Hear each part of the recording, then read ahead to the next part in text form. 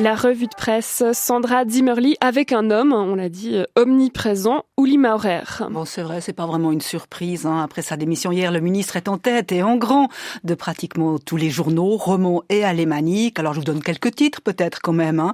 Uli Maurer veut redevenir un Uli normal, nous dit Le Temps. C'est lui qui l'a dit, qu'il voulait redevenir normal. Maurer débranche, pressé de redevenir le Uli normal, nous dit aussi 24 heures. Enfin, ça donne enfin à nouveau d'air normal et Uli dans le blic. Le nouvelliste très sobre, lui, le doyen du Conseil fédéral s'en va à 71 ans. Oueli dit adieu au Conseil fédéral, ça c'est dans Arc Info. Et puis le monde politique salue Uli Maurer pour la tribune de Genève. Et puis il y a bien sûr ceux qui préfèrent déjà parler avenir. La course à la succession au Conseil fédéral ouverte, titre La Liberté. Après le retrait de Maurer, l'UDC menacé de perdre le département des finances. Ça c'est le gros titre du Tagesanzeiger, du Bund et de la Basler Zeitung. Et puis alors, du très très concret déjà dans la Schweiz am Wochenende, le ministre des Finances en a assez, Blocher et compagnie veulent Brunner. Sous-entendu donc Tony Brunner, l'ancien président du parti. À part les photos du ministre omniprésentes, quelques dessins aussi. Oui, alors les photos elles sont assez, pour ne pas dire très très sobres. On le voit en général de côté, voire de dos, en train de ronger sa serviette. Alors beaucoup plus toniques, on dira, les dessins, dont celui de Chad dans le Tagui. Je suis obligée de vous le montrer, j'adore. On y voit donc Uli Maurer à la télé, assis à côté de lui Christoph Blocher, habillé exactement la même chose, t-shirt vert.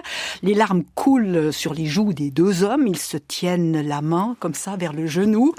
Un seul mot, retraite. Alors, je ne sais pas si vous vous souvenez de cette photo, il y a quelques jours, entre Federer et Nadal, qui nous a tous, je crois, beaucoup émus. Eh bien voilà, c'est quasiment le copier-coller, mais en dessin cette fois-ci. Et puis, autre dessin de Chapat dans Le Temps. Alors là, on y voit Uli Maurer se promener allègrement au Parlement. Il fait sonner les cloches sur son dos, et avec le t-shirt des fameux Freiheitsstrichler, qui nous rappellent bien sûr l'époque Covid.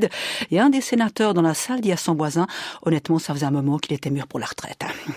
Et bien entendu, ce départ soulève également de nombreux commentaires dans la presse. Uli Maurer a d'ores et déjà réussi sa sortie, estime Vincent Bourquin dans Le Temps.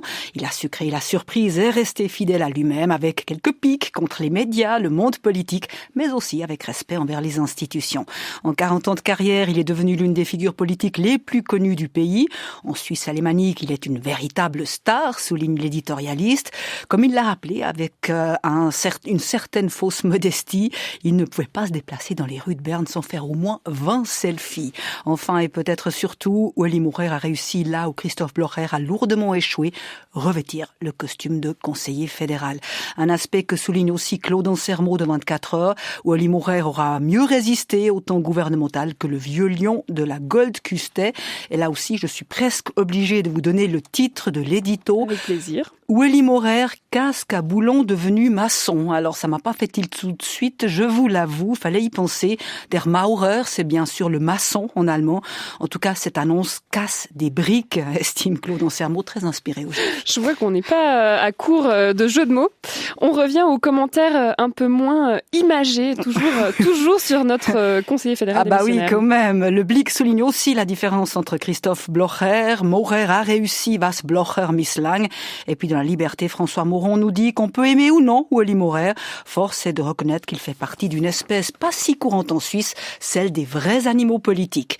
Un animal politique qui fait un dernier cadeau à son parti, estime pour sa part le Tagui. À une année des élections fédérales, l'UDC obtient un Schaulaufen, un défilé sur les podiums pour ses têtes d'affiche, une campagne quasiment gratuite, ou certainement gratuite.